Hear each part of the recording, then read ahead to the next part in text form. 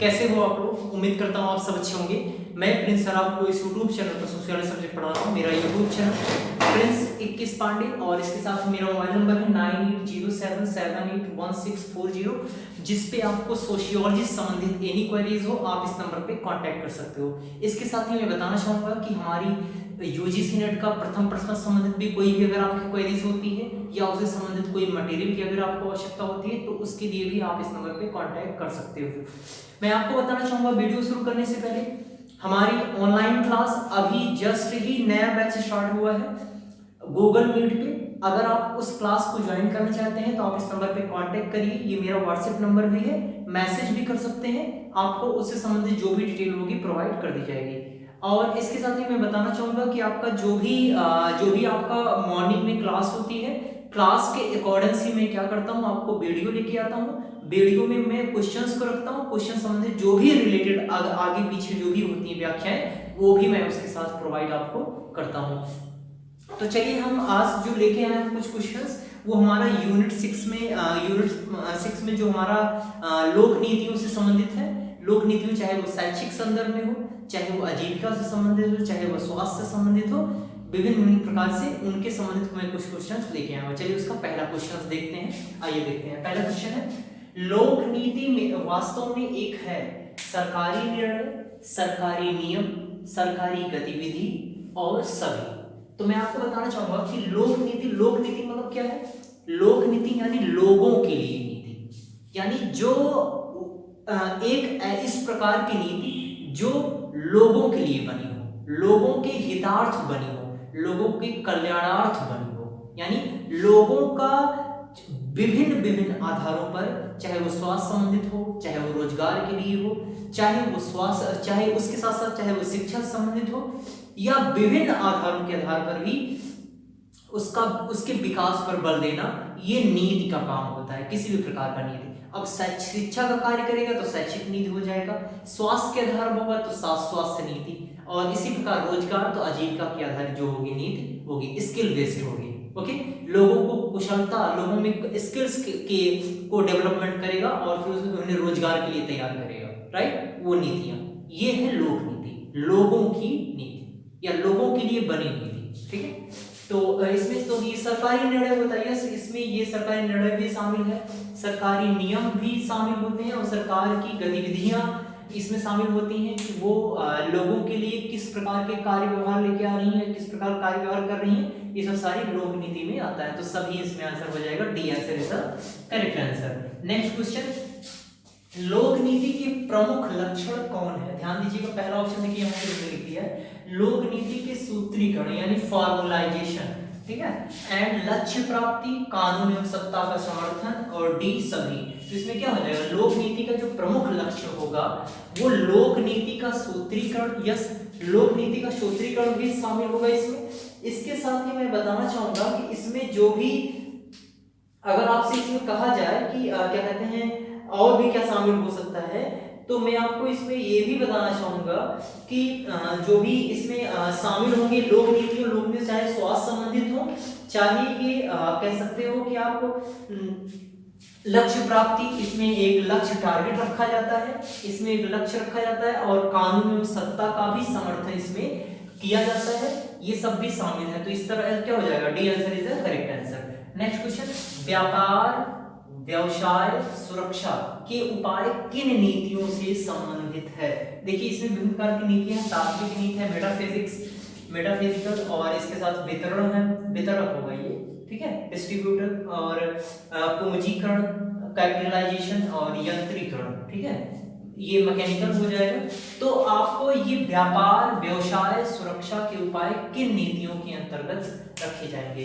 तो क्या तात्विक के अंतर्गत तत्व आधारित होगा? तो इसमें कोई मतलब नहीं। वितरक, आपको बताना चाहूंगा इसमें जो आंसर होगा वो नीति पूंजीकरण से संबंधित है, यानी यहाँ पर जो व्यापार, व्यवसाय, सुरक्षा के जो उपाय किए जा रहे हैं, व्यापार, व्यवसाय, सुरक्षा के उपाय, ये किए जाएंगे आपके किसके अंतर्गत किया जा सकता है? ये आपका किया जाएगा, आप बोल सकते हो कि इसमें मैं आपको बताना चाहूंगा कि पूंजीकरण में, यस, पूंजीकरण में व्यवसाय, व्यापार होता है, लेकिन मैं देखिए यहाँ पे ध्यान नहीं दिया, यंत्रीकरण, ये यंत्र का काम करेंगे, यानी लोक नीति चाहे वो व्यापार संबंधित हो, चाहे वो व्यवसाय संबंधित हो, या सुरक्षा या न्याय देने संबंधित हो नीति, वो नीति एक प्रकार से यंत्र है जिसके माध्यम से लोगों की इस प्रकार की आवश्यकताओं की फुलफिलमेंट की जाएगी।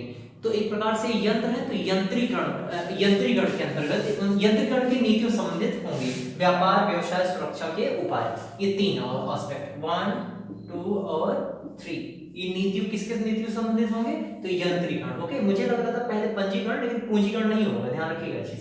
पूंजी में आता है व्यापार व्यवसाय, लेकिन आप इससे कंफ्यूज मत होइए। नेक्स्ट है नीतियों के सूत्रीकरण। अभी मैंने जस्ट बोला था कि लोक नीति का एक कार्य ये भी है कि नीतियों का सूत्रीकरण करना और कार्यान्वयन। तो नीतियों के सूत्रीकरण कार्यान्वयन के लिए किसका जन्म हुआ है? क्या गुटों का, संस्था का, सरकार का, राज्य का? तो आपका आंसर क्या हो जाएगा? ये नीतियों के सूत्रीकरण एवं कार्यान्वयन के लिए आपके देखिए सामने दो ही ऑप्शन लग रहा होगा, या तो राज्य या तो सरकार। तो मैं आपको बताना चाहूंगा कि राज्य बनाने का काम करता है, लेकिन लोगों पर इंप्लीमेंट करने का, यानी लोगों पर लागू करने जो भी, और या एक कहेंगे कार्यान्वयन करने का, वो काम करेगा सरकार। ठीक है, ध्यान दीजिएगा। तो इसका आंसर क्या हो जाएगा? B answer is the correct answer. Next question, औद्योगिक विकास लोक नीति के किस प्रारूप में आता है? औद्योगिक विकास यानी उद्योग आधारित जो विकास है वो लोक नीति के किस प्रारूप में आएगा? तो कुछ प्रारूप दिए, जैसे कानूनी, सरकारी, वित्तीय, और इनमें से कोई नहीं। तो इसी आंसर क्या हो जाएगा? इसका आंसर होगा आपका, मैं बताना चाहूंगा कि ये किसके अंतर्गत आ जाएगा? ये आपकी आएगा, ये आपका आ जाएगा, ये क्या नाम, कानूनी के अंतर्गत। ठीक है, ध्यान दीजिएगा इस चीज। तो कानूनी के अंदर औद्योगिक विकास जो है लोक नीति किस प्रारूप में आता है? कानूनी प्रारूप के अंतर्गत आएगा। ठीक है, आपको औद्योगिक विकास से संबंधित बहुत सारे औद्योगिक नियम भी बने हैं, जैसे कानूनी आधार पर। ठीक है, तो आइए नेक्स्ट क्वेश्चन चलते हैं। तो इसका आंसर ए होगा। नेक्स्ट, भारत में लोक नीति को कितने भागों में विभाजित किया गया है? भारत में तो 3, 4, 5, 6। तो इसका आंसर क्या हो जाएगा? भारत में लोक नीति 3 आधार पर विभाजित किया गया है, और वहां पर आपको स्वास्थ्य, शिक्षा और आजीविका, ये 3 होंगे। ठीक है, स्वास्थ्य, शिक्षा और आजीविका। ठीक है, ये 3 है। ओके, तो चलिए हम नेक्स्ट क्वेश्चन चलते हैं थोड़ा। ये मैं ऐसी आशा कर रहा हूँ आप सबको समझ में आ रहे होंगे चीजें अच्छे से।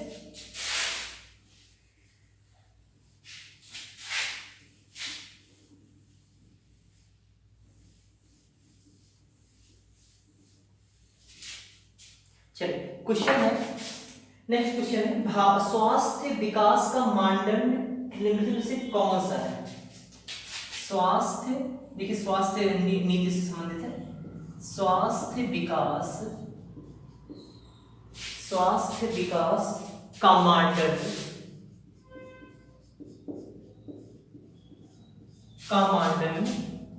निम्नलिखित में से कौन सा है?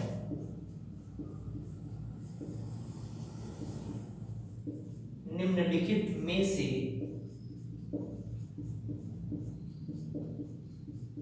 कौन सा है?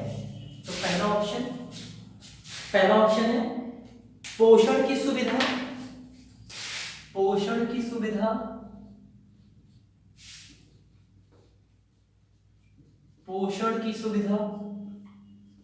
बी ऑप्शन है चिकित्सा सुविधा,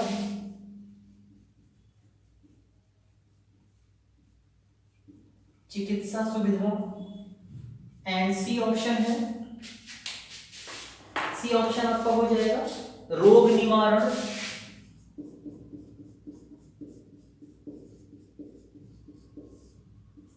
एंड डी ऑप्शन हो जाएगा इसमें कोई नहीं। तो स्वास्थ्य विकास का मानदंड किस पर निम्नलिखित में से कौन सा है?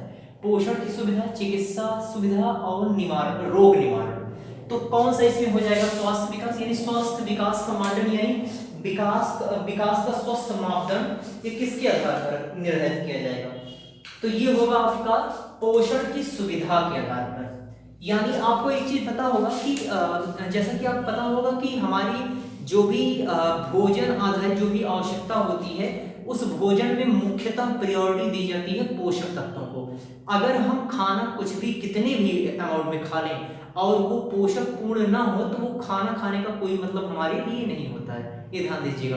एनर्जेटिक आपके लिए पोषक तत्व के आधार पर ही अगर आप खाना लेते हो, कुछ थोड़ा लेते हो तो वो आपके लिए इनफ है, लेकिन हमारे लिए फूड का मतलब लेने यहाँ पे पोषक तत्व आधारित फूड लेने से यहाँ पे आशय है, ठीक है। तो स्वस्थ विकास का मानदंड पोषण की सुविधा है, चिकित्सा सुविधा दे देना सिर्फ स्वस्थ विकास नहीं हो जाएगा, ठीक है। हमेशा व्यक्ति ईमानदारी रहेगा, चिकित्सा करते रहो, ठीक है, इससे थोड़ी ना स्वास्थ्य विकास होगा। और रोग निवारण, तो रोग का भी निवारण नहीं, तो मुख्यतः इसमें क्या होगा, पोषण की सुविधा।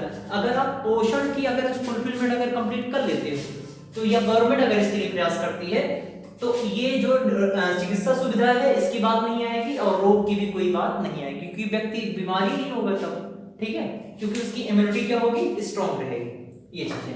तो वही बात है, ये 7वां क्वेश्चन था। क्वेश्चन नंबर 8, क्वेश्चन नंबर 8 देखते हैं। क्वेश्चन नंबर 8 है स्वास्थ्य का मानदंड किसके अनुरूप बदलता है।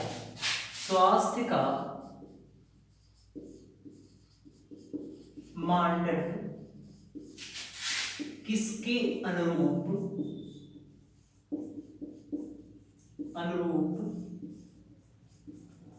बदलता है। तो पहला ऑप्शन है किसके अनुरूप बदलेगा, पहला ऑप्शन है संस्कृति,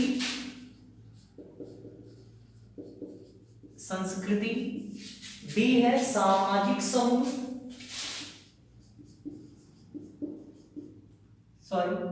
सामाजिक समूह, और सी है आयु, और डी है सभी। देखिए स्वास्थ्य का जो मानदंड है वो समयानुसार किसके अनुसार बदलता है, स्वास्थ्य का मानदंड। तो आप ये कह सकते हो स्वास्थ्य का जो मानदंड है वो किसके आधार पर बदलेगा, सभी के अनुसार, चाहे वो सामाजिक समूह के आधार पर, आयु के आधार पर। तो अच्छे से समझ में आ रहा होगा चीजें कि आयु, जैसे आयु का मानदंड यानी स्वास्थ्य जो भी यंग जनरेशन में होगा, कोई वृद्ध हो चुका होगा तो उसका मानदंड दूसरा रहेगा स्वास्थ्य का, ये सब सारे चीजें। तो आयु, सामाजिक समूह, संस्कृति, ये सब सारे क्या हो जाएंगे, D answer is the correct answer. मैं ऐसी आशा कर रहा हूँ आपको वीडियो अच्छा लगा होगा। हम लोग आज इतना ही क्वेश्चन देखते हैं और कल हम आपको क्वेश्चंस नेक्स्ट कुछ और लेके लोक नीतियों से लेके आएंगे। तो आपको वीडियो अच्छा लगे तो प्लीज लाइक करें, शेयर करें, सब्सक्राइब करें जो नए हैं, और साथ में बेल आइकन को भी प्रेस कर दीजिए, क्योंकि आपको इस वीडियो के थ्रू 1 to 1 वीडियो मिलते रहेंगे। और इसके साथ मैं बताना चाहूंगा कि आपको वीडियो बहुत सारे सोशियोलॉजी संबंधित, यूजीसी नेट के कुछ पार्ट संबंधित, चाहे वो टीचिंग एप्टीट्यूड हो, कम्युनिकेशन हो, रिसर्च का हो, वो सब सारे वीडियो ऑलरेडी प्लेलिस्ट में पड़े हुए हैं, उसे आप जाके अच्छे से देख सकते हैं। और मैंने यूजीसी नेट के संबंधित कुछ क्वेश्चंस और रिलेटेड व्याख्याएं भी हमने पेपर सहित दे दिया है वहां पे, तो आप उसे भी अगर देखना चाहते हैं जाके देख सकते हैं, ठीक है। एक नोट फॉर्म के रूप में मैंने दिया है, उसे जाकर देखिए। Thank you so much.